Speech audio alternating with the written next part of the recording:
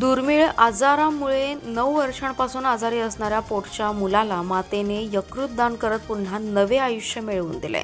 मुंबई येथील सेंट्रल बोहार्ट हॉस्पिटलमध्ये ही शस्त्रक्रिया पार पडली। आईचं यकृत दान, वडिलांची धडपड आणि डॉक्टरांनी केलेले मोठ्या प्रयत्नांमुळे विटा येथील रोहन पवार याला जीवनदान मिळाले।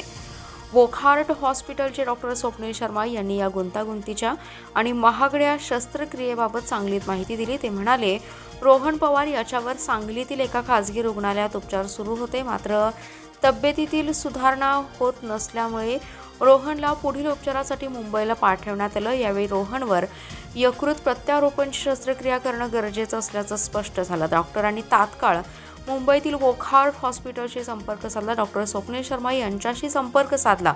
सर्व टेस्ट पूर्ण झाल्यानंतर त्याच्यासाठी यकृताचा शोध सुरू झाला।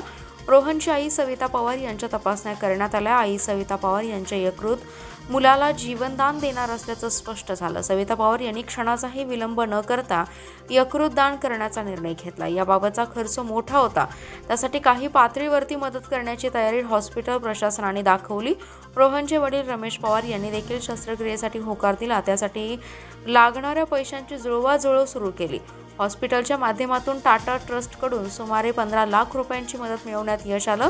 इतर काही संस्था आणि देणगीदार यांच्याकडून मदत मिळवण्यात आली। घरची परिस्थिती हालाकीची असल्याने रमेश पवार यांनी सोनं नाणं विकून शस्त्रक्रियेची तयारी केली। सुमारे 15 दिवसाच्या शस्त्रक्रिया आणि उपचारानंतर रोहनची प्रकृती पूर्ववत होऊ लागली आहे।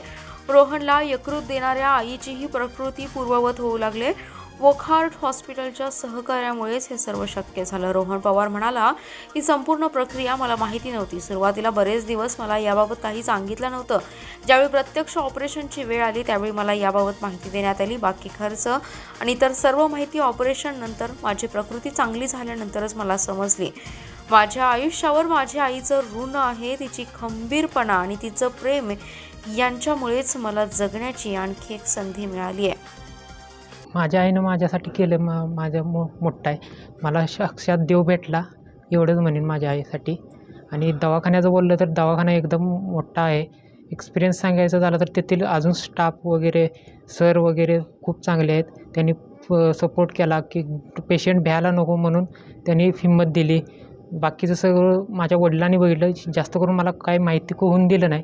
बाकीचं बोलला तर सगळं दवाखान्याचं वगैरे अजूनसुद्धा असतात काय की दवाखान्यातून बाहेर पडले की चौकशी वगैरे करत नाहीत। पण हे कसं आहे की अजूनसुद्धा चौकशी घरच्यागत की चौकशी करतात, कसं आहे, तब्येत कशी आहे, अजून काय करायला लागेल, तुझी मेडिसिनची वगैरे कमी जास्त वगैरे झाले तर हे करतात। आता आईबद्दल बोलताना काय साक्षात देवच असतात। कोणतेही आई मुलासाठी काही करू शकते। ते आज मी पाहून घेतलं स्वतःच्या डोळ्याने की आई म्हणजे म्हणतात की आई म्हणजे देव। ते साक्षात मला दर्शनच झालं की आई खरंच देव माणूस आहे। याबद्दल अजून काय सांगू शकत नाही।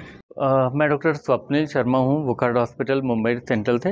मैं लिवर ट्रांसप्लांट सर्जन हूँ। रोहन जो है वो विल्सन डिसीज नाम की बीमारी से पीड़ित था। रोहन को जो बीमारी है विल्सन डिसीज, उसमें कॉपर शरीर में जमा हो जाता है, स्पेशली लिवर में, आई में, ब्रेन में, किडनी में।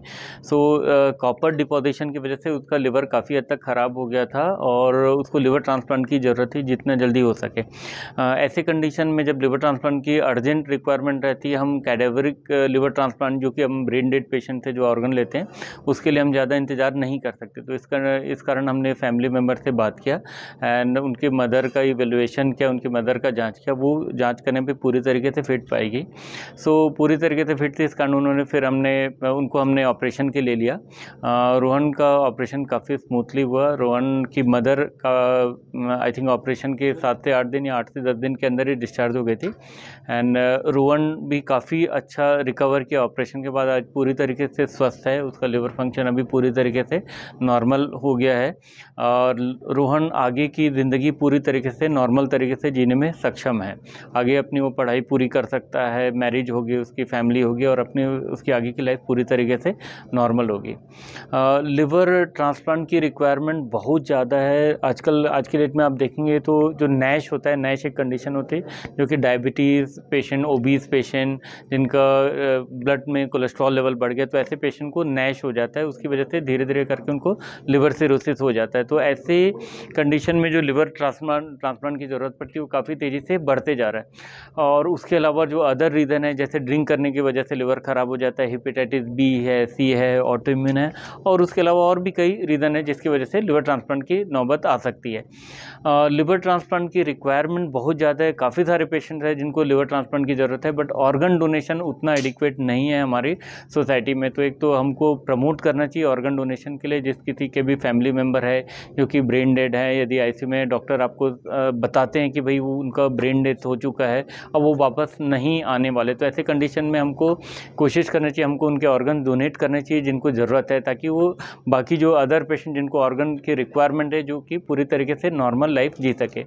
दूसरा, जब ऐसे कई सारे पेशेंट ऐसे होते हैं जिस केस में अपन इंतज़ार नहीं कर सकते कैडेवरिक ऑर्गन डोनेशन का, तो उस कंडीशन में फॉर्चुनेटली लिवर के केस में लाइव डोनर लिवर ट्रांसप्लांटेशन का ऑप्शन है, जिसमें कोई भी फैमिली मेम्बर है जो पेशेंट के, वो लिवर का एक हिस्सा डोनेट कर सकते हैं। डोनेशन के बाद जो बचा हुआ जो उनके शरीर में जो लिवर रहता है वो रीजनरेट करता है। जो लिवर की खास बात है कि वो रीजनरेट करता है और उनका लिवर तकरीबन उसी साइज़ का हो जाता है, ये भी विदिन 3 मंथ होता है, 3 महीने के अंदर वो लगभग सेम साइज़ का हो जाता है। तो आप ये बोल सकते हैं कि जो हिस्सा वो डोनेट करेंगे वो रेसिपिएंट की बॉडी में रीजनरेट करेगा, जो बचा हुआ हिस्सा रहेगा वो उनके बॉडी में रीजनरेट करेगा।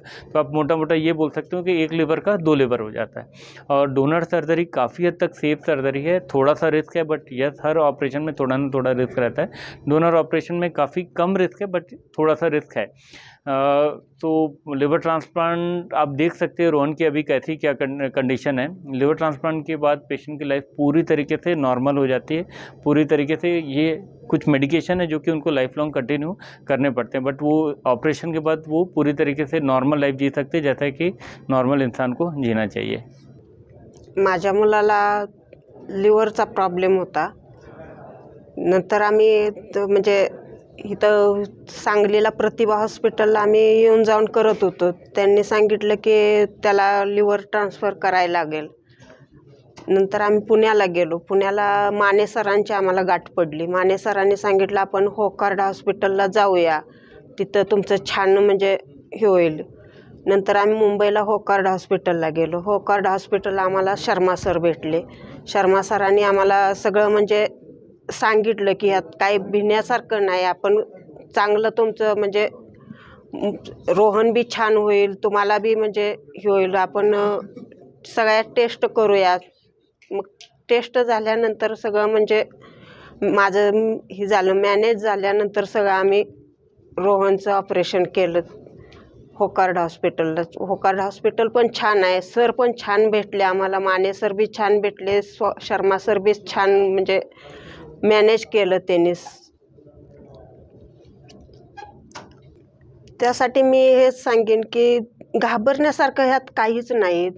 एक आईला कसं वाटतं की आपला मुलगा छान असावा, त्यामुळं जिथं म्हणजे घरोघरी देवाला जाणं योग्य नाही, त्यामुळं आईला पाठवलं। त्या आईनं कोणतीही आई असू द्या, आपल्या मुलासाठी तिनं पुढाकार घेतलाच पाहिजे, एवढंच मी सांगू शकते।